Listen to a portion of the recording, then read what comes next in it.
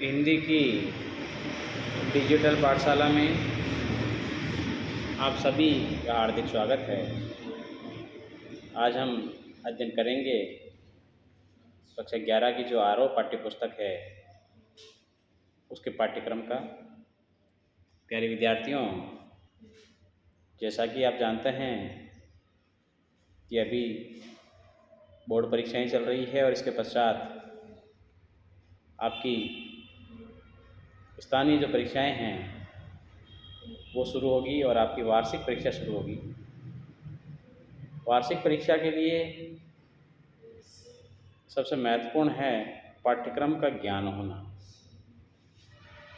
इस वार्षिक परीक्षा में 70% जो पाठ्यक्रम है वो अर्धवार्षिक के बाद का आएगा।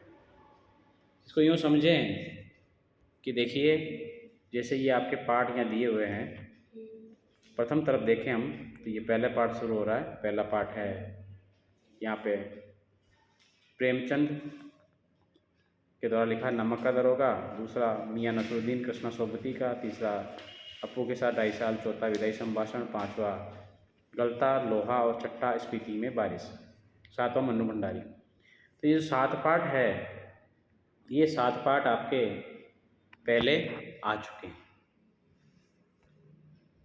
ये 7 अध्याय पहले हमने अर्धवार्षिक परीक्षा में 1 से 7 पाठ आए थे। अब वार्षिक परीक्षा में आएंगे 8, 9 और 10 पाठ में से 70% कोर्स आएगा।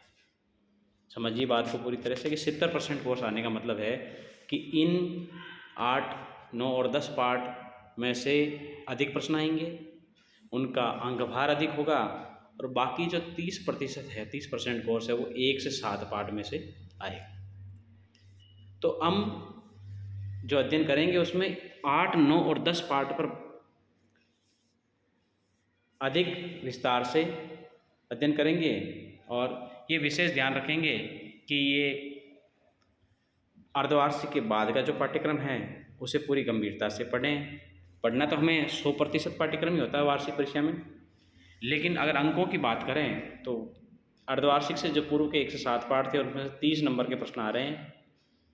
तो अब हम क्रमवार देखें, एक बार पाठ के नाम और लेखक के नाम पर चर्चा कर देते हैं। इसी प्रकार की स्थिति हमें यहाँ मिलेगी पद्य भाग में। पद्य भाग जो 11वां पाठ से शुरू हो रहा है, 11 से लेकर के आपके 20 पाठ तक।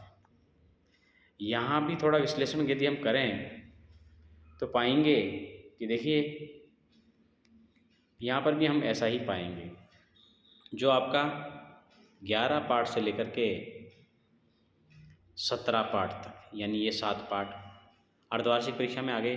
अब 18, 19 और 20 पाठ जो अर्धवार्षिक के बाद के हैं उनमें से 70% कोर्स आपके आएगा, यानी 70% मार्क्स के क्वेश्चन इनमें से आएंगे। किस किस में से? 8वां, 9वां और 10वां, और इधर 18, 19 और 20। और आपकी जो वितान पाठ्यपुस्तक है उसमें से तीसरा और चौथा पाठ। अच्छी तरह समझिए बात को कि वितान जो पाठ्यपुस्तक है उसमें तीसरा चौथा पाठ आएगा, इधर से 18, 19, 20 पाठ आएंगे। अर्थात ये 5 पाठ आपके 70% नंबरों, जो इस पाठ्यपुस्तक के जितने नंबर हैं उनमें से 70% ये आएंगे। ऐसी स्थिति में हमें क्या करना है कि इन पाठों का अधिक अध्ययन करना है, अधिक समय इन पर देना है। याद हमें सभी पाठ करने हैं, 20 पाठ, और उधर जो 4 पाठ है वितान के 24 पाठ याद करने हैं।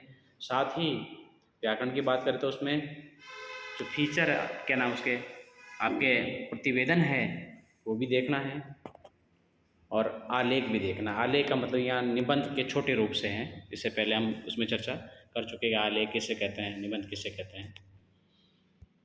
तो एक बार पुनः हम शुरू कर देते हैं एक पाठ से लेकर के पाठ का नाम और लेखक का नाम।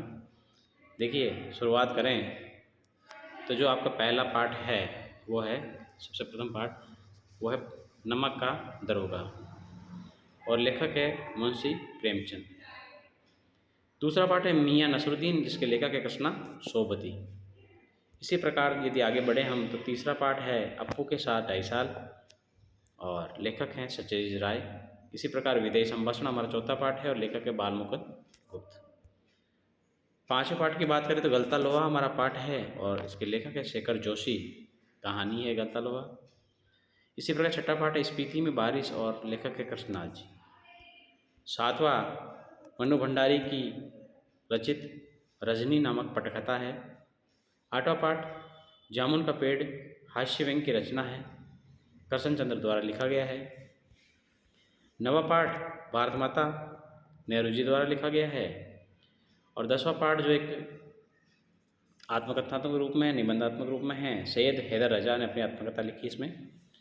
11वां पाठ है कबीर के पद, हम तो एक एक कर जाना और संतो देखत जग बोराना, ये कबीर के द्वारा लिखे गए हैं। फिर 12वां पाठ मेरे तो गिरधर गोपाल दूसरों ने कोई, और पग घुंघरू बांध मीरा नाची, मीराबाई की रचना है 12वां पाठ। इसी प्रकार देखिए 13वां पाठ पथिक जो कविता है, ये पथिक कविता राम नरेश त्रिपाठी द्वारा लिखी गई है और वे आँखें जो किसान के जीवन पर आधारित है सुमित्रा नंदन पंत के द्वारा लिखी गई। इसी प्रकार 15वां प्रश्न है घर की याद कविता है और लेखक है भवानी प्रसाद मिश्र। 16वां प्रश्न है 16वां पाठ है काले काले अक्षर नहीं चिन्हती, चंपा काले काले अक्षर नहीं चिन्हती, और इसके कवि का नाम है त्रिलोचन। 17वां गज़ल है और वो दुष्यंत कुमार के द्वारा लिखित है।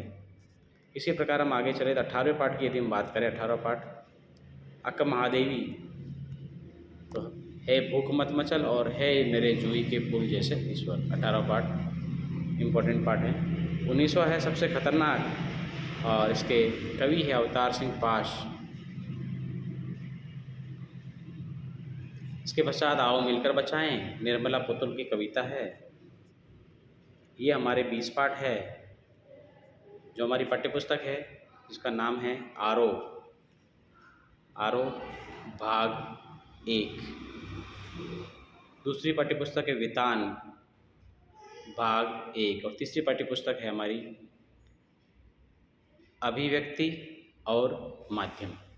तीनों पाठ्यपुस्तक जिनके अंक विभाजित हैं, किसमें से कितने अंक आएंगे इस पर भी हम चर्चा करेंगे विस्तार से। पहले भी हमने इसमें चर्चा की है कि आरोह पाठ्यपुस्तक कितने नंबर की, वितान कितने नंबर की है, व्यक्ति माध्यम कितने नंबर का है। तो